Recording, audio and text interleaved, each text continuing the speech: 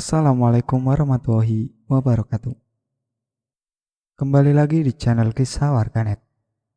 Kali ini saya akan melanjutkan cerita yang berjudul Sekolah Angker, bagian kedua. Langsung saja kita ke ceritanya. Cerita malam. Soal Vika yang meninggal gantung diri di toilet. Tidak seorang siswa pun yang berani menggunakan toilet itu lagi. Mereka lebih suka menggunakan toilet lain. Jangankan digunakan, melintas di depan toilet itu saja, bulu kuduk mereka merinding. Cerita-cerita seram mulai bertebaran dari mulut ke mulut. Mereka bilang kalau kematian Vika itu tidak wajar dan ada yang mengendalikannya untuk bunuh diri. Yang paling bersedih atas kematian Vika di sekolah itu adalah Gina. Ia masih tidak percaya kalau sahabatnya itu pergi begitu cepat. Ia yakin ada sesuatu yang menjadi penyebab kematian Vika. "Udah, ikhlasin aja," kata Eldi sambil menatap wajah Gina yang sedang melamun. Mereka duduk di kantin sekolah yang kebetulan sedang ramai. "Gua yakin ada hal yang gak beres sama sekolahan kita, Di." "Maksud lu?" "Tiap tahun tuh ada aja kematian yang gak wajar. Sudah takdirnya kali, Gin. Lagian, ya hidup dan mati itu Tuhan yang atur. Jadi gua gak percaya sama mitos sekolahan ini yang katanya angker. Di, sebelum Vika meninggal, dia sempat nemenin gua ngambil jam tangan ke sekolah. Terus ya gua mendengar ada cewek nangis di kelas." "Seriusan?" tanya Eldi. "Iya, Di. Gue masih penasaran siapa tuh cewek dan kenapa nangis." "Lu samperin gak?" "Iya, tapi dia malah loncat dari lantai 3 dan tubuhnya hilang begitu aja." "Fik, itu setan," ujar Eldi. "Tadi katanya lu gak percaya setan. Tapi kalau infonya dari elu, gua percaya. Lu mau gak antar gua nanti malam ke sekolah?" "Mau ngapain?" tanya Eldi. "Nyari tahu siapa dan kenapa wanita itu nangis. Gua yakin dia ada misteri yang belum terpecahkan di sekolah kita. Dan ini pasti ada hubungannya sama kematian murid sekolah ini, termasuk Vika." "Oke." Eldi mengangguk lalu meminum es teh manisnya. Maka malamnya Gina diantar oleh Eldi. Mereka masuk ke dalam kelas, di mana Gina melihat sosok perempuan itu. Kebetulan lampu sekolah berfungsi normal. "Jadi kemarin di sini gue lihat cewek itu berdiri di atas jendela." Gina menunjuk sebuah jendela saat mereka sedang memeriksa ruangan. Terdengar suara jeritan seorang perempuan dari luar. Segera mereka berlari menuruni tangga, menghampiri sumber suara itu. Semakin mereka dengarkan, jeritan itu semakin jelas terdengar dari pos satpam yang sudah lama tidak digunakan. "Suaranya dari dalam pos ini, Di," kata Gina. "Iya, Gin. Duh, digembok lagi." Eldi mencari sesuatu untuk membuka gembok tersebut. Ia meraih sebuah batu sebesar kepalan tangan, kemudian menghantamkan batu tersebut pada gembok pintu.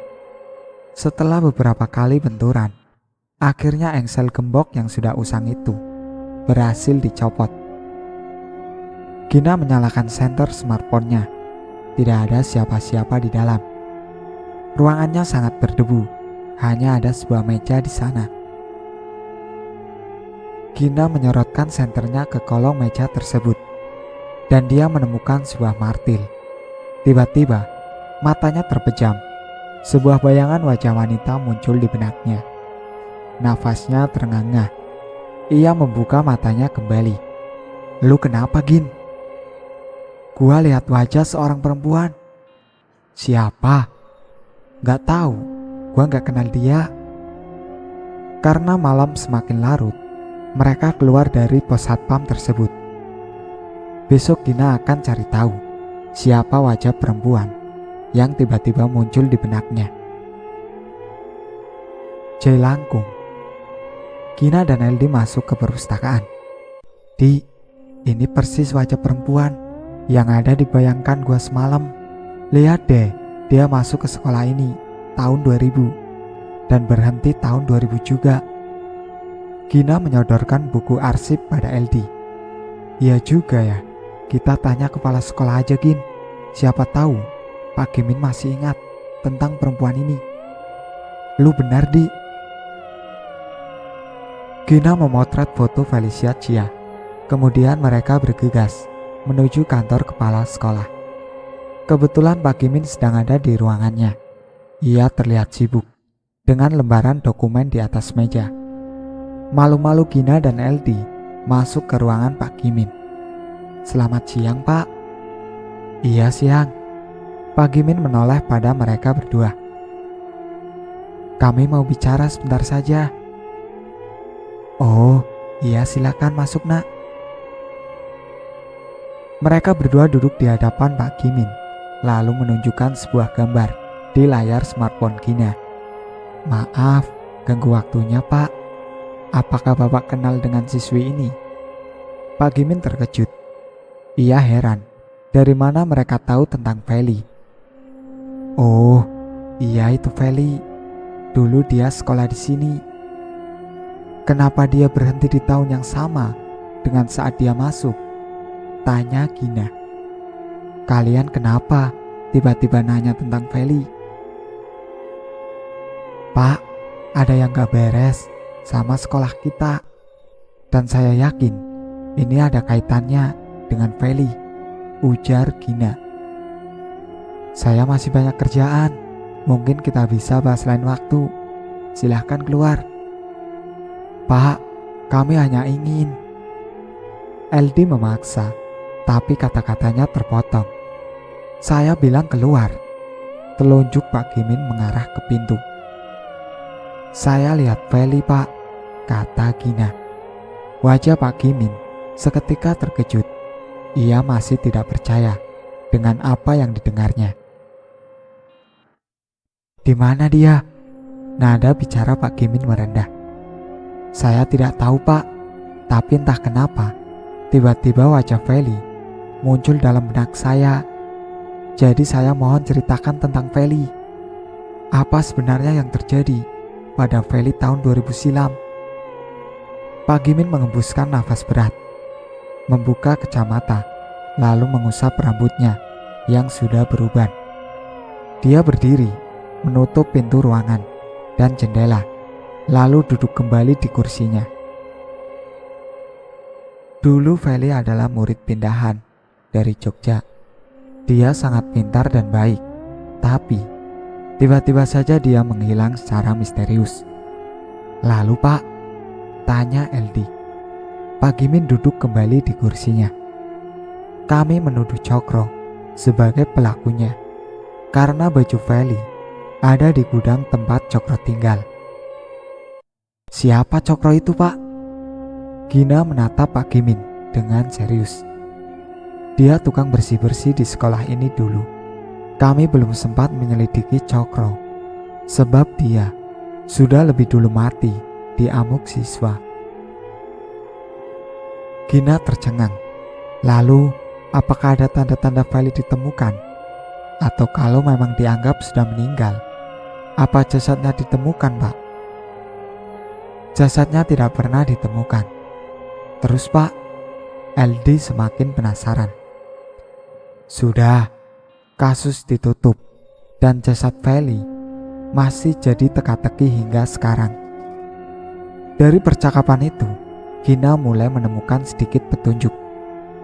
Kemungkinan roh yang menangis di jendela itu adalah Feli, pikirnya.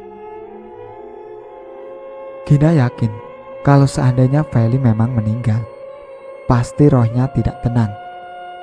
Jasadnya pasti disembunyikan di suatu tempat, tapi di mana? Gina semakin bingung. Tidak ada yang bisa menjawab keberadaan jasad Feli selain berbicara langsung dengan rohnya.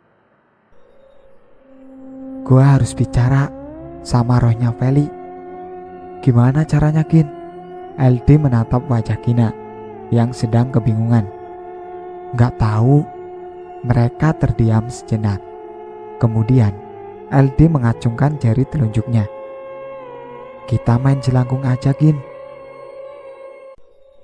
Sempurnakan aku.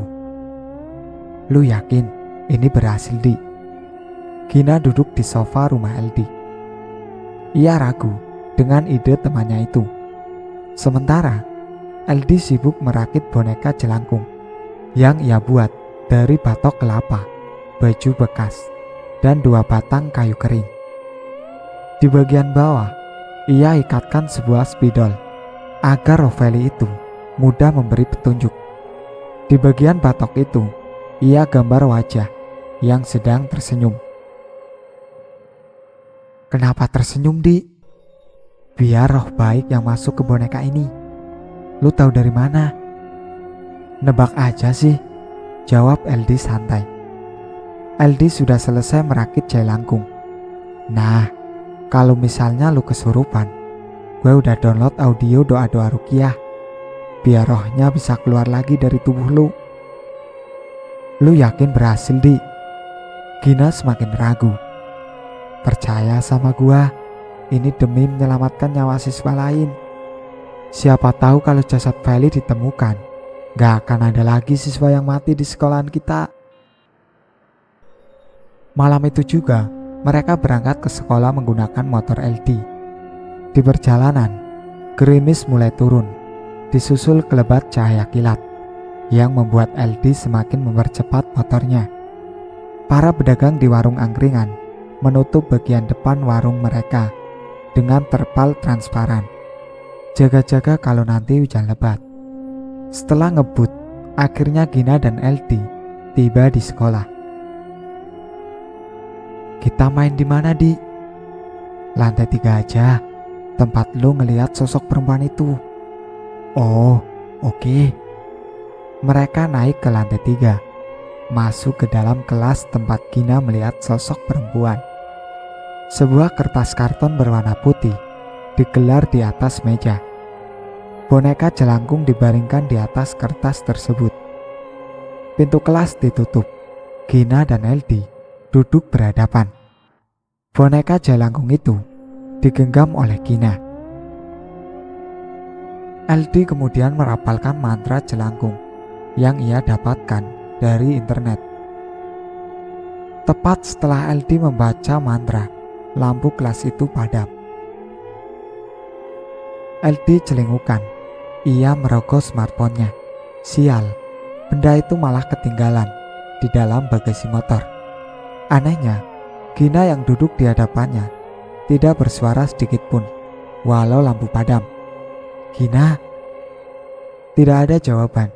Lampu tiba-tiba menyala kembali. Gina terlihat melotot ke arah LD. Anjir, Gin. Lampu mati kembali. Dan saat menyala, Gina tiba-tiba hilang. LD panik. Ia berteriak memanggil Gina. Tepat di atas karton terdapat sebuah tulisan. LD memperhatikan pesan di atas kertas tersebut. Sempurnakan aku. LD menengok keluar jendela. LD melihat di halaman belakang sekolah, Gina jongkok sambil mengeruk-ngeruk tanah. LD kemudian turun untuk menghampiri temannya. Sesampainya di bawah, LD menahan tubuh Gina agar berhenti mengeruk tanah. Kulit jemarinya Gina terkelupas hingga berdarah. Sesaat kemudian, tubuh Gina ambruk, tapi ia masih sadarkan diri. Keringat membasahi bajunya. Paruh ia berkata, "Di, jasad Feli di sini." Gina menunjuk lubang yang ia gali. Tanpa pikir panjang lagi, LD mencari cangkul ke gudang sekolah. Digalinya tanah itu. Beberapa kali cangkulnya menghantam bebatuan karena tekstur tanahnya keras. dan bercampur dengan kerikil. Napas Aldi ngos-ngosan, keringat membasahi wajahnya. Entah pada ayunan keberapa, cangkulnya menghantam sebuah tengkorak manusia. Aldi terkejut. Ia harus memberitahu Pak Gimin. Besoknya sekolah ramai. Polisi berdatangan. Awak media berkumpul ingin meliput penemuan kerangka manusia di halaman belakang sekolah. Kerangka itu diduga milik Feli yang hilang 10 tahun lalu. Kedua orang tua Feli datang ke sekolah. Mereka menangis melihat kerangka manusia itu. Kalau memang benar milik Feli, sungguh kejam pelakunya. Beberapa hari kemudian, hasil tes DNA menyebutkan kalau kerangka itu adalah benar milik Feli. Mati penasaran. Sebuah kosan kecil, dinding dan lantainya terbuat dari triplek usang. Banyak tikus-tikus besar berkeliaran kalau malam. Kecoa merayap dari sudut ke sudut lainnya. Kosan murah di tengah kota Jakarta yang sebenarnya tidak layak jadi tempat tinggal manusia. Tapi di sanalah Asep sekarang tinggal, si pembunuh Feli. Sekarang di usianya yang semakin tua, ia masih bekerja sebagai satpam di sebuah mall. Di sudut kosannya terdapat sebuah jimat. Semenjak pembunuhan yang ia lakukan 10 tahun lalu, ia sering dihantui roh Feli, juga rohnya Cokro. Jimat itulah yang menjadi pelindungnya selama bertahun-tahun. Dulu, seminggu setelah kematian Feli dan Cokro, ia selalu dihantui roh mereka berdua. Hingga akhirnya, Asep mengundurkan diri dari sekolah itu. Pembunuhan yang dilakukannya sangat bersih, hingga polisi tidak bisa mengungkap kalau Asep adalah pelakunya. Mereka menyatakan kalau Feli hilang, sedangkan keluarga Feli sudah menganggap anaknya mati. Bahkan, mereka telah mengadakan pemakaman tanpa jenazah demi menghormati Feli. Asep membuka pintu kosnya. Daun pintu itu sudah penuh dengan coretan spidol. Di dalam kosan Asep hanya ada kasur apek, bantal bau tengik, dan kipas angin butut. Ia membaringkan badan di atas kasurnya. Sesaat kemudian, sebuah jimat yang ia letakkan di sudut kamarnya bergetar.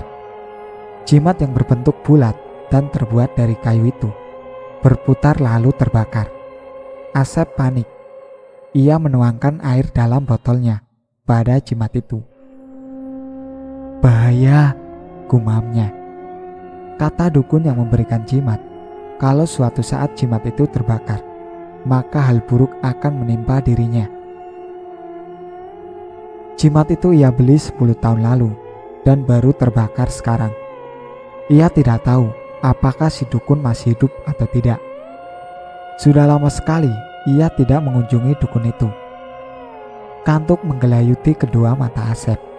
Ia sangat lelah karena seharian bertugas. Matanya perlahan terpejam. Tengah malam, ia mengalami mimpi buruk. Seperti ada seseorang yang menikam punggungnya berkali-kali dengan sebuah pisau. Asep tergeragap. Bangun dari tidurnya. Badannya penuh keringat. Ruang kosnya sangat pengap. Saat ia bangun, listrik malah padam. Asep berdekap kesal. Tangannya meraba-raba HP jadul. Kemudian dinyalakan senter pada HP tersebut. Ia mencari tas tempatnya menaruh lilin. Namun, saat sedang merogoh tas itu, ia mendengar langkah kaki dari luar. Awalnya, Asep tidak memperdulikan suara itu. Ia mengira pasti itu langkah kaki tetangga kos. Sialnya, semakin didiamkan, langkah kaki seperti sengaja berhenti di depan pintu kosannya. Lalu menghentak-hentakkan kaki dengan keras. Sangat mengganggu. Siapa sih, bangsat? Pergi gak lu? Asep ngamuk. Suara langkah kaki itu berhenti. Sumbu lilin disulut. Cahayanya menerangi ruangan. Asep kembali berbaring di atas kasurnya. Tapi suara hentakan kaki itu terdengar lagi. Lantai yang terbuat dari kayu dan triplek membuat hentakan kaki bersuara keras dan mengganggu. Dengan perasaan kesal, ia bangkit, lalu membuka pintu kosnya. Namun, tidak ada siapapun di sana. Asep mengerutkan dahi, menengok ke sekeliling. Sekiranya 3 meter di sebelah kanan pintu, berdiri seorang lelaki membelakangi Asep. "Woi, siapa lu?" Tidak ada jawaban. "Woi, denger gak gua ngomong?" Asep mendekat, kemudian menyentuh bahu lelaki tersebut. Dan betapa terkejutnya Asep ketika lelaki itu menoleh ke arahnya. Wajah lelaki itu menyerupai wajah Asep. Ia tersenyum dan berkata, "Mati kau." Asep lari ke kamarnya dan menutup pintu. Napasnya ngos-ngosan. Ia sangat ketakutan dengan apa yang ia lihat. Baru kali ini ia mendapati seorang lelaki dengan wajah yang merupai dirinya sendiri. Ia yakin yang barusan adalah rohnya Cokro, lelaki yang pernah ia fitnah. Dari dulu Asep tahu kalau Cokro mati penasaran. Besok Asep akan mencari jimat lagi untuk melawan makhluk gaib tersebut. "Kamu harus diadili," Gina kira setelah jenazah Feli ditemukan. Sekolahnya akan aman dan damai.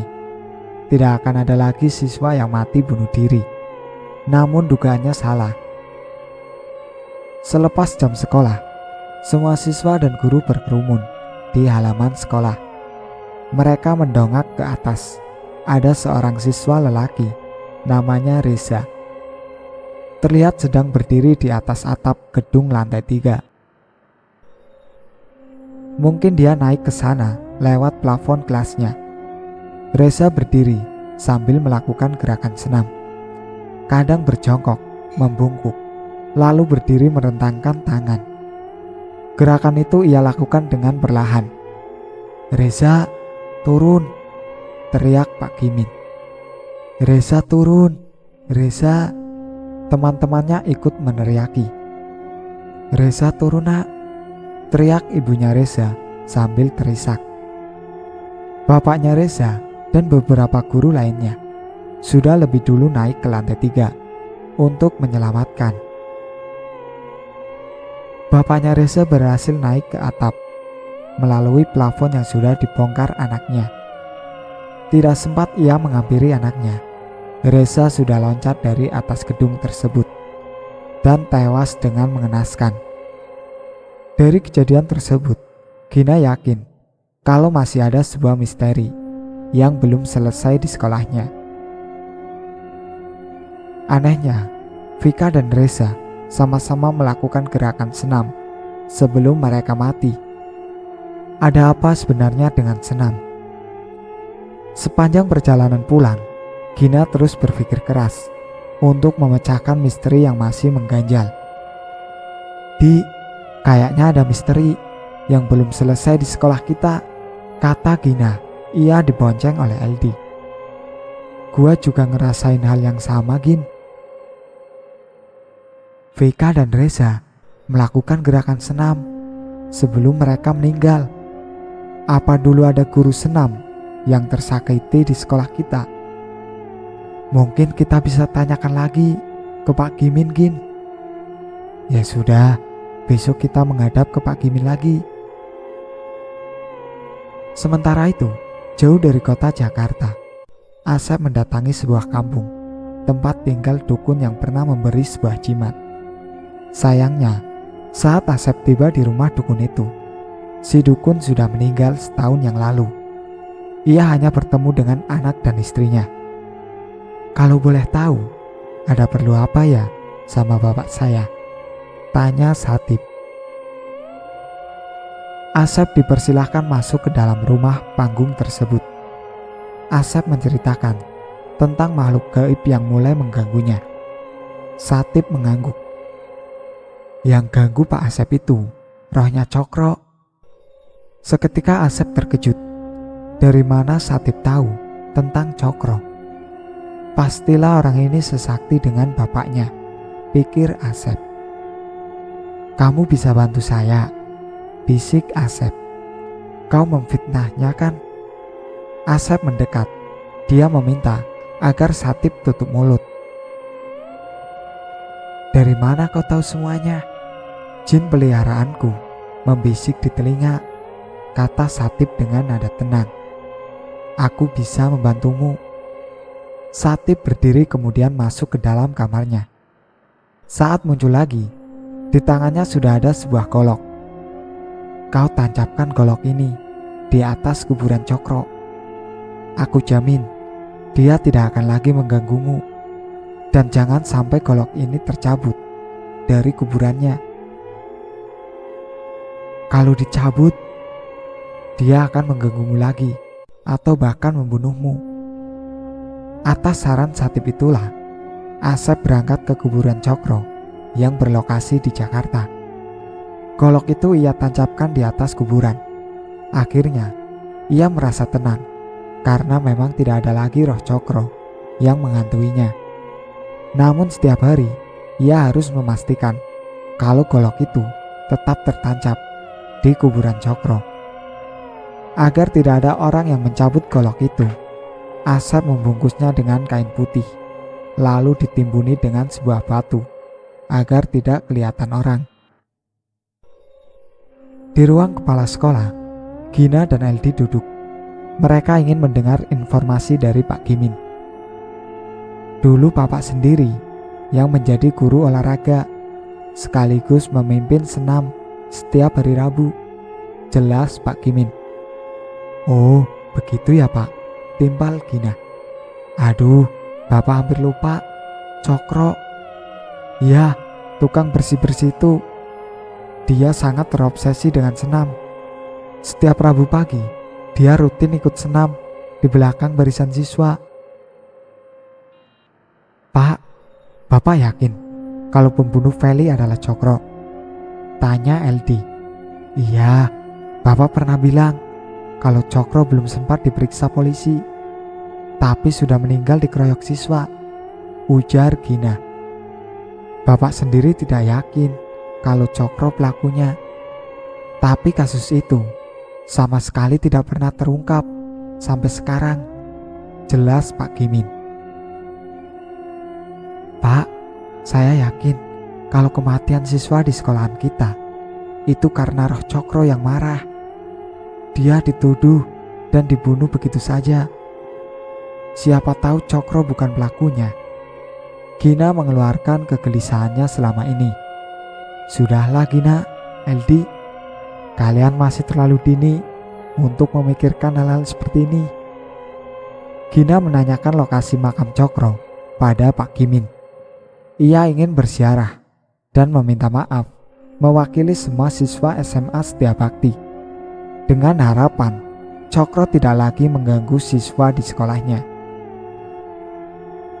Di samping kuburan, Gina dan Eldi berdoa dengan hikmat. Mereka pun meminta maaf atas semua kesalahan masa lalu yang pernah terjadi. Gina yakin kalau Cokro ini adalah orang baik dan hanya menjadi korban fitnah.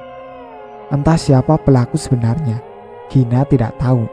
Tapi firasatnya sangat kuat kalau Cokro tidak membunuh.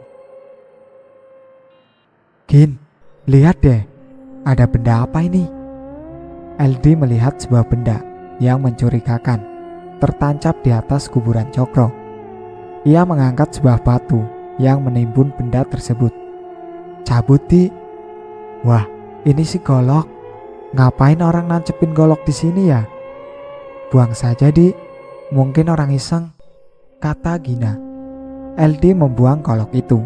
Setelah selesai berdoa, mereka menaburkan bunga dan bergegas pulang. Malamnya, Asep kembali bermimpi buruk. Ia dikejar-kejar Cokro yang membawa pisau di tangannya. Setelah berlari dengan sekuat tenaga, Cokro berhasil mengejarnya dan menikam punggung Asep berkali-kali dengan pisau itu. Asep tergeragap bangun, nafasnya terengah-engah, keringat bercucuran. Dengan tangan bergetar, ia mengambil botol air minum. Tiba-tiba ekor matanya melihat secari kertas di samping tempat tidur. Kertas itu bertuliskan, "Kau harus diadili." Tidak lama setelah itu, seseorang mengetuk pintu kamar kosnya. "Siapa sih?" Dengan kesal, Asep membuka pintu. Seperti ada sesuatu yang menabrak wajahnya. Asep langsung hilang kendali. Ia berjalan perlahan keluar kamar kos, masuk ke jalan raya, hingga akhirnya tiba di sebuah rel kereta api. Seperti ada yang mengendalikannya, ia berdiri di atas rel itu. Sebuah kereta melaju dengan sangat kencang dari arah barat. Beberapa kali masinis sudah membunyikan klakson, tapi Asep tetap berdiri di sana. Dan kereta itu menabrak tubuh Asep hingga terpotong-potong. Ia mati dengan mengenaskan. Banyak media yang meliput kematiannya. Mereka menduga kalau Asep mati bunuh diri. Setelah Gina dan LD berziarah ke makam Cokro, tidak ada lagi siswa yang mati bunuh diri di SMA Setia Bakti. Barangkali permintaan maaf Gina diterima oleh Cokro. Setelah itu, sekarang aman, damai, dan tentram. Dan akhirnya, ada juga yang mau melamar menjadi satpam di sana. Pos yang dulu jadi tempat pembunuhan Feli direnovasi dan diperluas. Sementara itu, Gina dan LD lulus dengan hasil memuaskan. Tahun ajaran pun ditutup dengan sukacita. Semua siswa SMA Setia Bakti merencanakan liburan mereka masing-masing. Itulah akhir cerita dari Sekolah Angker. Sekian dari saya. Wassalamualaikum warahmatullahi wabarakatuh. Jangan lupa like, komen, dan subscribe channel ini.